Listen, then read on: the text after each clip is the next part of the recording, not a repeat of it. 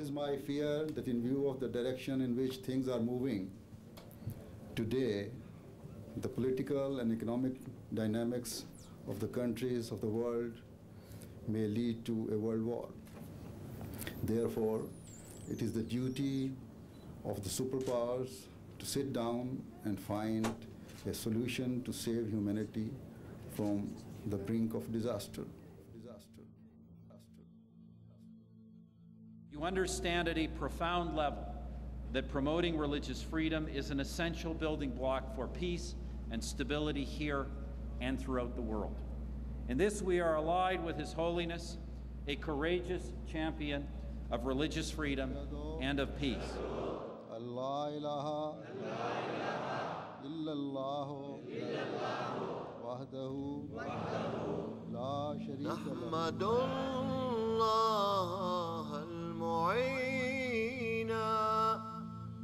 Hazrat Mirza Masroor Ahmad is the present head of the Ahmadiyya Muslim community, the most dynamic international community within Islam. The community was established by Hazrat Mirza Ghulam Ahmad in Qadian, a small and remote village in India. He claimed to be the expected reformer of the latter days, the one awaited by all major world religions. Founded in 1889, the community has continued to spread throughout the world, flourishing under caliphate, the system of spiritual leadership established after the demise of the holy founder. The current successor of this movement, Hazrat Mirza Masroor Ahmad, continues the work of the holy founder to revive the spiritual and moral state of mankind. The movement embodies the benevolent message of Islam in its pristine purity, a movement that preaches peace, universal brotherhood, and submission to the will of God. Ahmadi Muslims have earned the distinction and reputation of being a law-abiding and peaceful community. Within a century, the movement has reached all the corners of the earth and has been recognized and praised by the global community.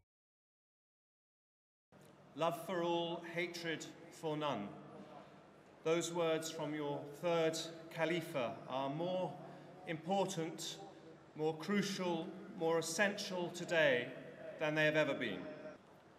And of course, the Ahmadi have always practiced this peace-loving philosophy.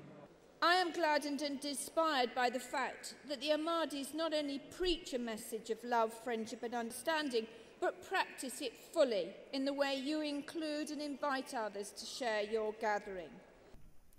An injunction to love all and to hate none is the avowed guiding principle of the Ahmadi life.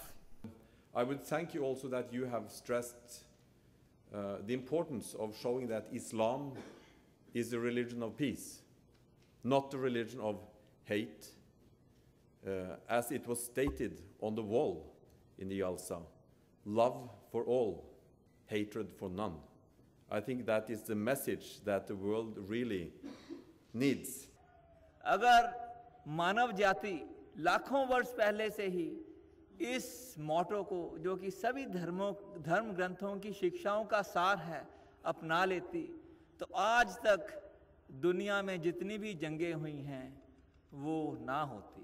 You understand at a profound level that promoting religious freedom is an essential building block for peace and stability here and throughout the world.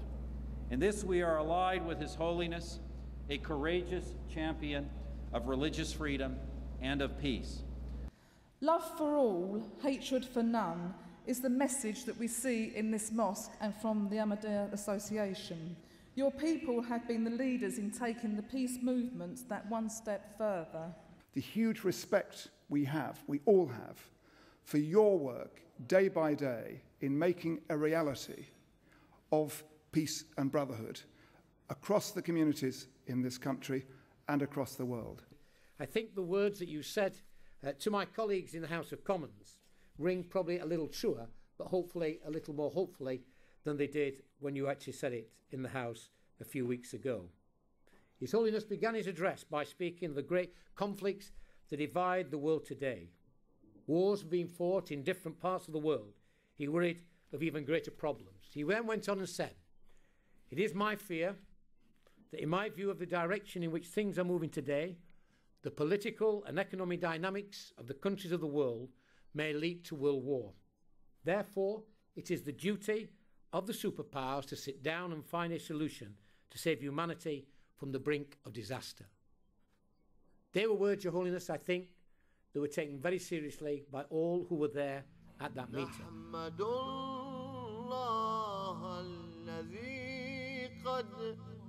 Wherever the movement has been established, it endeavours to exert a constructive influence of Islam through social projects, educational institutes, health services, Islamic publications, and the construction of mosques. These endeavours continue, despite the bitter persecution that the community suffers in some countries. We need all the goodness we can find in today's world, and I applaud you for your contribution in Britain and worldwide to community cohesion and the enjoyment of diversity that is such a precious asset.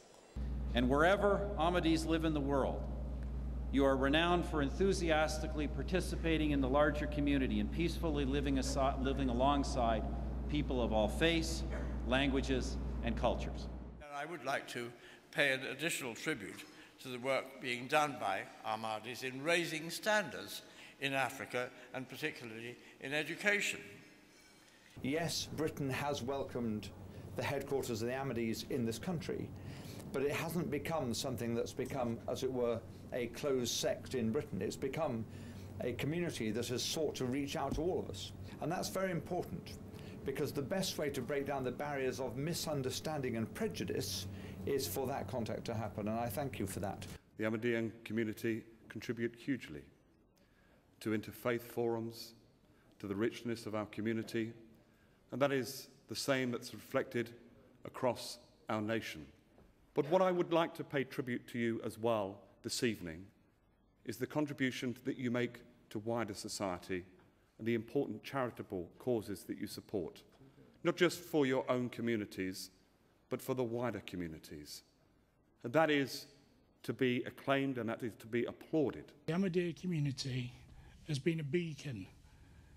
It's been a beacon of peace, truth and justice. It's been a stalwart in this city.